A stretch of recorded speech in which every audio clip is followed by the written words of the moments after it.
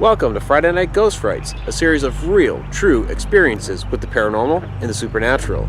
Ghost tales that will frighten you in the depths of the night. Some may not believe the things I'm about to describe, but I assure you that everything I'm about to tell you is absolutely true. It is up to you, dear viewer, as to whether you believe me or not.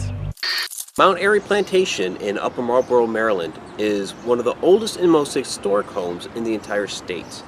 It was originally built in 1660 as a hunting lodge for the 3rd Lord Baltimore, Charles Calvert.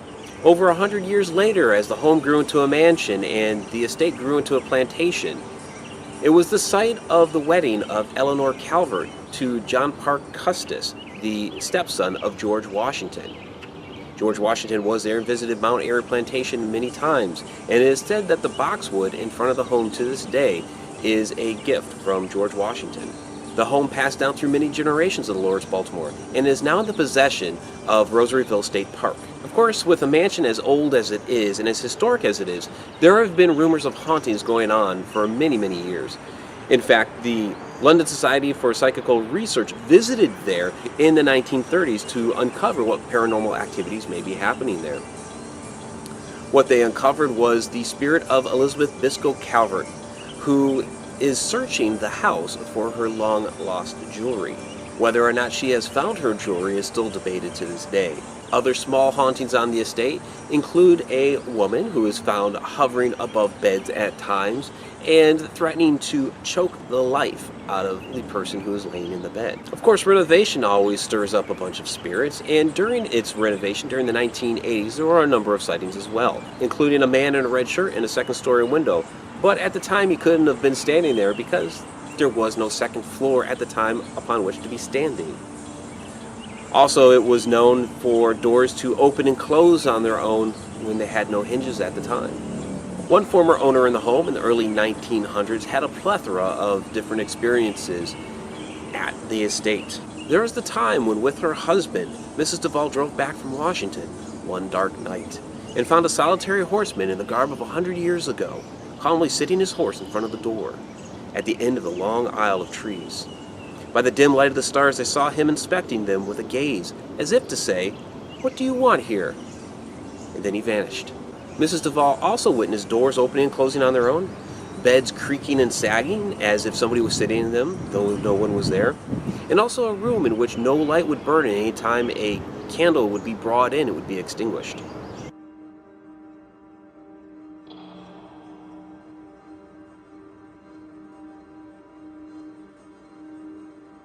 One of my favorite yet heartbreaking stories that I like to tell about the paranormal is from the Mount Airy Plantation, and that is the sad tale of Arianna Calvert. Now, Arianna Calvert was a hard person of history to find.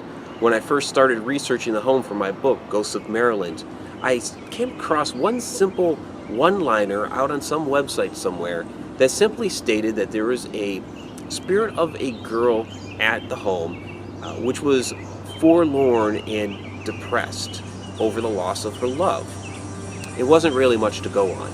I did a ton of research for this house and continued to not find anything about this girl. Finally, one day I was reading through an old book from 1914 called Colonial Homes of Delaware and Maryland, which included the history of Mount Airy Plantation.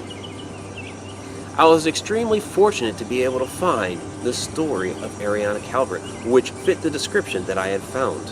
It is true that Arianna was young and in love with a local boy whom her father did not like. In fact, this book painted her father, Benedict Calvert, as a tyrannical type of man who had no empathy for the girl and the one in whom she loved. So he forbade her to be able to see the young man, and she started to grow very depressed. Well, Benedict was outraged at her reaction. He was sure that she would find a different suitor. After all, he knew best. So he sent her to Annapolis to spend time with her sisters. Her sisters kept trying to find new suitors for Arianna, but she would turn away every single one of them. And she grew more and more depressed. In fact, she grew so depressed that she began to grow very ill. Well, her father died, And her mother eventually took pity upon young Arianna and brought her back to Mount Airy Plantation. And she said, "Yes, you may see the boy." However, by that time, Arianna had grown so ill that nothing helped, and she died. Very, very sad, tragic tale. And to this day, Arianna Calvert does roam the premises, very lost and forlorn and depressed over her love.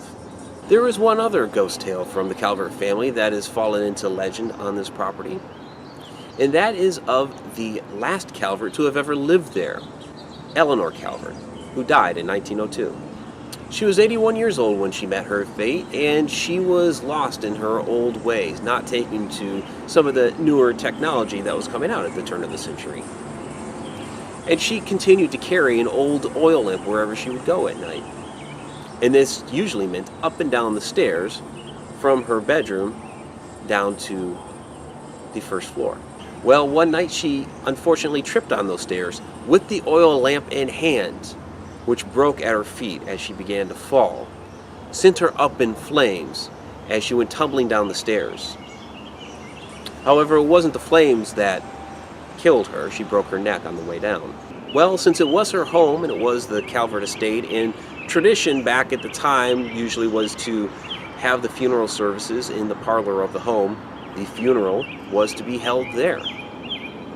However, Miss Eleanor was very particular about her parlor doors, in that she loved to leave them locked. A little idiosyncrasy of the woman. Well, the night before her funeral, they had laid her casket out in the parlor, but they had left the parlor doors open. When they arrived the next day to have the ceremony, all the doors were shut and locked, and they could not find the key to get in.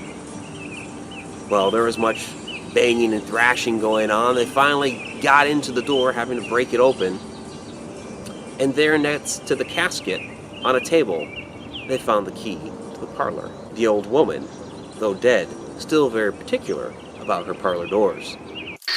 Some historic legends are true, and some historic locations find their way into your haunted dreams. Thank you for watching Friday Night Ghost Frights. Please let us know what you think of our show in the comments below. And if you have not yet, please subscribe. I'm Mike Ricksecker. Until next Friday night.